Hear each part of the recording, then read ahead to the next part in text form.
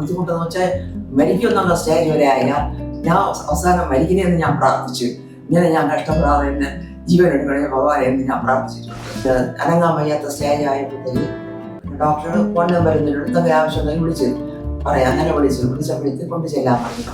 21-ാം തീയതി 8 മണിക്ക് എന്നെ അവിടെ നിന്ന് തിയേറ്ററിൽ കൊണ്ടുപോയി 8:30 തന്നെ എന്നെ ഓപ്പറേഷന് കയറ്റി.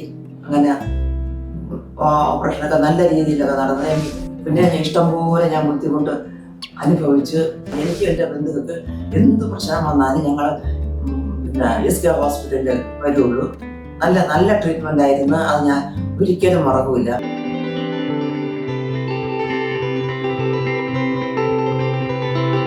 എൻ്റെ പേര് സുധർമ്മയാണ്. എനിക്ക് പെട്ടെന്നൊരു വയറുവേദന വന്നു. ഞാൻ SK ഹോസ്പിറ്റലിൽ വൈദ്യു സേനാപതി സാറിനെ വന്ന് കണ്ടു. വയറുവേദന വന്ന് ഞാൻ വേറൊരു ഹോസ്പിറ്റലിൽ പോയി. അവിടെ ചെന്ന് ഡോക്ടറെ കണ്ട് CT സ്കാനൊക്കെ ചെയ്ത് എമർജൻസി സർജറി ചെയ്യണമെന്ന് പറഞ്ഞ് അങ്ങനെ സർജറി അന്ന് രാത്രി തന്നെ സർജറി കഴിഞ്ഞിട്ട് പിന്നെ അവിടെ 9 ദിവസം ICUയിൽ കിടന്നു. 10-ാം ദിവസം എന്നെ ഡിസ്ചാർജ് ചെയ്തു വീട്ടിൽ ചെന്നപ്പോൾ ഞാൻ ശരീരം മൊത്തം നീര് കയറി. പിന്നെ അനങ്ങാൻ വയ്യാത്ത സ്റ്റേജ് ആയപ്പോഴത്തേക്ക് ഡോക്ടർ ഫോൺ നമ്പർ എന്തെങ്കിലും ആവശ്യമുണ്ടെങ്കിൽ വിളിച്ച് പറയാം. അങ്ങനെ വിളിച്ചപ്പോഴത്തേക്ക് കൊണ്ട് ചെല്ലാൻ പറഞ്ഞു. കൊണ്ട് ചെന്ന് അവിടെ അഡ്മിറ്റ് ചെയ്തിട്ട് 16 ദിവസം വീണ്ടും ഞാൻ ആ ഹോസ്പിറ്റലിൽ കിടന്നു. ഈ സ്ട്രെയിൻ ബസ് പോകാൻ വേണ്ടി സ്ട്രെയിൻ ഇട്ടിരുന്നു. ആ സ്ട്രെയിൻ ബ്ലോക്ക് ആയപ്പോഴത്തേക്ക് സാറിൻ്റെ അടുത്ത് വിളിച്ച് പറഞ്ഞപ്പോൾ സാറ് ചെല്ലാൻ പറഞ്ഞു.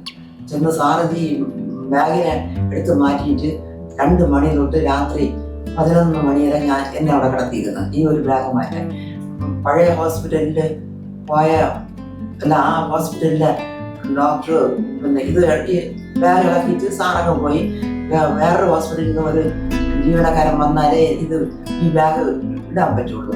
അങ്ങനെ രാത്രി 11 മണിക്ക് ശേഷം ബാഗ് ഇട്ട് ഞങ്ങൾ രാത്രി 1 മണിക്ക് വീട്ടിലെത്തി. പിന്നെ ഇഷ്ടംപോലെ ഞാൻ ബുദ്ധിമുട്ട് അനുഭവിച്ച് ബുദ്ധിമുട്ടെന്ന് വെച്ചാൽ മരിക്കുമെന്നുള്ള സ്റ്റേജ് വരെ ആയില്ല. ഞാൻ അവസാനം മരിക്കണേന്ന് ഞാൻ പ്രാർത്ഥിച്ചു. ഇങ്ങനെ ഞാൻ കഷ്ടപ്പെടാതെ എന്നെ ജീവൻ എടുക്കണേ ഭഗവാനെ എന്ന് ഞാൻ പ്രാർത്ഥിച്ചിട്ടുണ്ട്. എന്നിട്ട് ആ ബുദ്ധിമുട്ട് സഹിക്കാതെ വരിക. അപ്പം മോനെ വിദേശത്താണ്, അവൻ എന്നും വിളിച്ച് 2 പ്രാവശ്യം വിളിക്കും. പിന്നെ കാര്യങ്ങൾ പറഞ്ഞപ്പോൾ അവൻ പറഞ്ഞ് ഇനി അവിടെ പോകേണ്ട ചോദിച്ച് മതിയാക്കണം. പിന്നെ ഇങ്ങനെ SK ഹോസ്പിറ്റലിൽ വൈദ്യു സേനാപതി സാറൊന്നും വിളിക്കാനാണ്. പിന്നെ അവൻ്റെ ഡോക്ടറുടെ അമ്മയ്ക്ക് ഇത് സർജറി ചെയ്തിട്ടുണ്ട്, നമുക്ക് ഇനി അവിടെ പോകാം എന്ന് പറഞ്ഞ് ആ ഡോക്ടറുടെ അമ്മയെ വിളിച്ചു അതിനൊന്ന് പരിചയപ്പെടുത്തണേണ്ട. ഇങ്ങനെ എൻ്റെ അമ്മയ്ക്ക് ഇങ്ങനെയാണ് അസുഖം, കൊണ്ടുവരണമെന്ന് ചോദിച്ച് പേഷ്യൻറ്റിനെ കണ്ടിട്ട് തീരുമാനം എടുക്കാൻ തോന്നി. ഞങ്ങൾ അങ്ങനെ തിങ്കളാഴ്ച ചെല്ലാൻ പറഞ്ഞു. പേഷ്യൻറ്റിനെ എന്നെ കണ്ട് സാറ് കുറേ പിന്നെ ട്രെയിനിൽ കൂടെ ഈ ലിറ്റർ കണക്കിന് ലിക്വിഡ് പോകണമെന്നൊക്കെ പറഞ്ഞപ്പോൾ അങ്ങനെ പോകാൻ പാടില്ല, അത് പ്രശ്നമാണല്ലെന്ന് പറഞ്ഞിട്ട് സാറ് പിന്നെ പരിശോധിച്ച് അതിന് അപ്പോൾ അവിടെ ഒരു മുറിവുണ്ടായിരുന്നു. ആ മുറിവ് മാറാൻ വേണ്ടി മരുന്ന് തന്നു. 1 ആഴ്ച മരുന്ന് തന്നു. 2 ദിവസം കഴിയുമ്പോഴേ ഈ ലിക്വിഡ് പോണത് അങ്ങ് നിന്നു.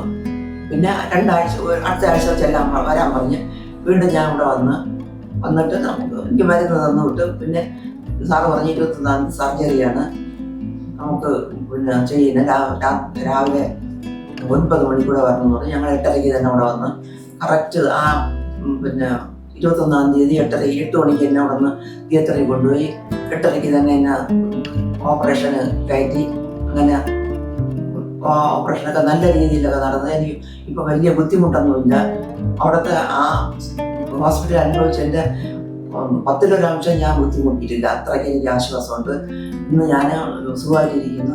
ഇന്ന് 9-ാം ദിവസമായി. നാളെ എന്നെ ഡിസ്ചാർജ് ചെയ്യും. അങ്ങനെ സാറ് വന്ന് പറഞ്ഞിട്ടുണ്ട്. സാറ് നല്ല രീതിയിൽ എല്ലാ ഡോക്ടേഴ്സ് എല്ലാം നല്ല രീതിയിൽ പെരുമാറിയിട്ടുണ്ട്. അത് നന്ദിയുണ്ട് ഡോക്ടേഴ്സിൻ്റെ എല്ലാ സിസ്റ്റേഴ്സ് ആയാലും എന്ത് കാര്യത്തിന് വിളിച്ചാൽ ആ സെക്കൻഡിൽ അവർ ഓടിങ്ങെത്തും, കാര്യം തിരക്കും, അത് നമുക്ക് ചെയ്തു തരും. അങ്ങനെയായിരുന്നു കാര്യങ്ങൾ. ഇനി എനിക്കും എൻ്റെ ബന്ധുക്കൾക്ക് എന്ത് പ്രശ്നം വന്നാലും ഞങ്ങൾ പിന്നെ SK ഹോസ്പിറ്റലിൽ വരുള്ളൂ. നല്ല ട്രീറ്റ്മെൻ്റ് ആയിരുന്നു. അത് ഞാൻ ഒരിക്കലും മറക്കില്ല. എല്ലാവരും ഇത് കേട്ടിട്ട് സാറിന് ഇങ്ങനെയുള്ള അസുഖമുള്ളവരാണെങ്കിൽ സാറിനെ വന്ന് കണ്ടാൽ എത്രയും പെട്ടെന്ന് നിങ്ങൾ രക്ഷപ്പെട്ട് വീട്ടിൽ പോകാം. ഇല്ലെങ്കിൽ ഞാൻ ഈ മരണാവസ്ഥയിലാണ് ഇവിടെ എത്തിയത് തന്നെ. ഒരാഴ്ച കഴിഞ്ഞെങ്കിൽ ഞാൻ മരിച്ചു പോകുമായിരുന്നു.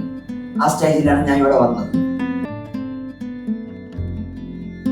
ആദ്യത്തെ ഹോസ്പിറ്റലിൽ ഒരു എമർജൻസി സർജറി ആയിരുന്നു. ഇപ്പോൾ വയറുവേദനയുമായിട്ട് കൊണ്ടുപോയപ്പോൾ അവർക്ക് വയറ്റിനുള്ളിൽ പഴുപ്പുണ്ടെന്നും കണ്ടെത്തിയതിനെ തുടർന്ന് വയറ് തുറന്ന് നോക്കുമ്പോൾ അതിനകത്ത് മലത്തിൻ്റെ അംശം കാണുകയും അത് ഡൈവർട്ടിക്കുലാർ ആബ്സസ് അല്ലെങ്കിൽ ഡൈവർട്ടിക്കുലാർ പെർഫറേഷൻ, അതായത് ഡൈവർട്ടിക്കുല എന്ന് പറയുമ്പോൾ വൻകുടലിലെ ഭിത്തിയിൽ വിള്ളലുണ്ടാകുന്നതിനാണ് ഡൈവർട്ടിക്കുല എന്ന് പറയുന്നത്.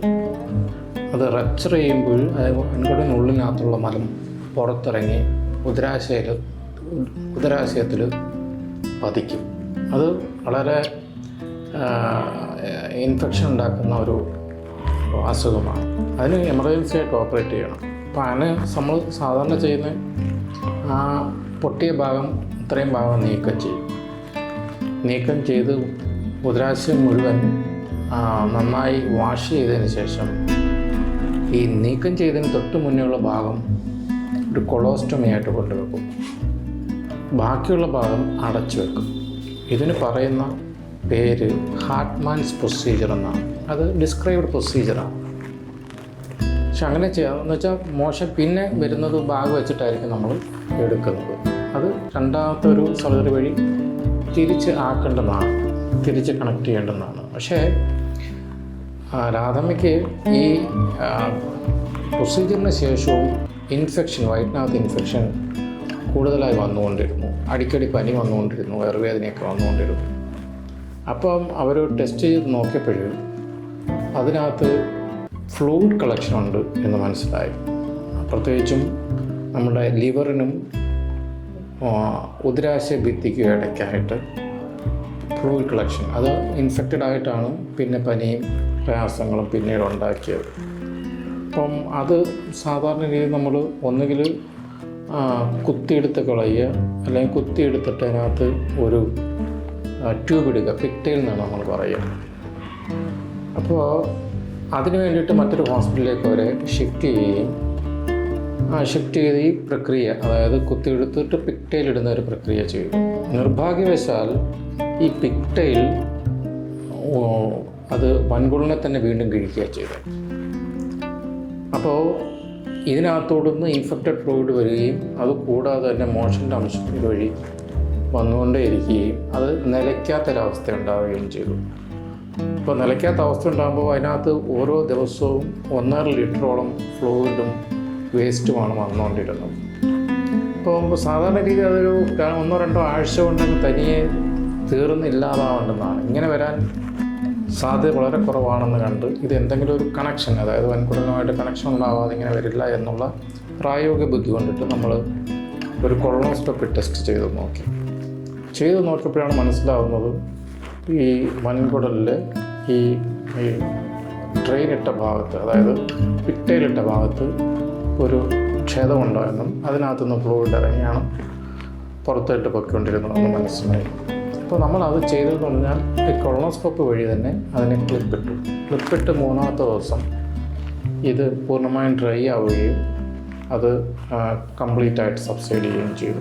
ഇനിയുള്ള ഇതെന്ന് പറഞ്ഞാൽ നമ്മൾ നേരത്തെ കൊളോസ്റ്റമിയായി വെച്ചിരുന്ന സാധനത്തിനെ വീണ്ടും ബാക്കിയുള്ള ഭാഗമായിട്ട് കണക്ട് ചെയ്യുക എന്നുള്ളതാണ്. അതിനെ നമ്മൾ റിവേഴ്സൽ ഓഫ് ഹാർട്ട്മാൻ എന്ന് പറയും. ആദ്യത്തെ ഓപ്പറേഷൻ വയറ് തുറന്നാണ് ചെയ്തിരുന്നതെങ്കിലും ഈ റിവേഴ്സൽ ഓഫ് ഹാർട്ട്മാൻ നമ്മൾ കീഹോൾ സർജറി വഴിയാണ് ചെയ്തത്. അതായത് ഇതിനെ കൊളോസ്റ്റമി ഇളക്കിയതിന് ശേഷം വൻകുടലിനെ കൂടുതൽ ദൂരത്തോട് നമ്മളതിനെ മൊബിലൈസ് ചെയ്തിട്ട് ഈ റെക്ടം അല്ലെങ്കിൽ മലാശയമായിട്ട് കണക്ട് ചെയ്യുന്നതിനെയാണ് റിവേഴ്സൽ ഓഫ് ഹാർട്ട്മാൻ എന്ന് പറയുന്നത്. അത് ഇച്ചിരി സങ്കീർണമായ പ്രൊസീജിയറാണ്. എസ്പെഷ്യലി ഇങ്ങനെയുള്ള പല പ്രാവശ്യം ഇൻഫെക്ഷനും അതിനകത്തുനിന്ന് കുത്തിയെടുക്കലും ഒക്കെ കഴിഞ്ഞതിന് ശേഷം കീഹോൾ സർജറി ചെയ്യുന്ന വളരെ പ്രാവീണ്യമുള്ളവർക്ക് മാത്രമേ ചെയ്യാൻ പറ്റുള്ളൂ എന്നാണ് എൻ്റെ വിശ്വാസം. അപ്പോൾ അത് കണക്ട് ചെയ്തതിന് ശേഷം ഈ മോഷൻ സാധാരണ രീതിയിൽ പോവുകയും കഴിഞ്ഞ 5 ദിവസമായി അവർക്ക് യാതൊരു പ്രയാസമില്ല. നാളെ ഡിസ്ചാർജ് ചെയ്യാനായിട്ട് ഇരിക്കുകയാണ്.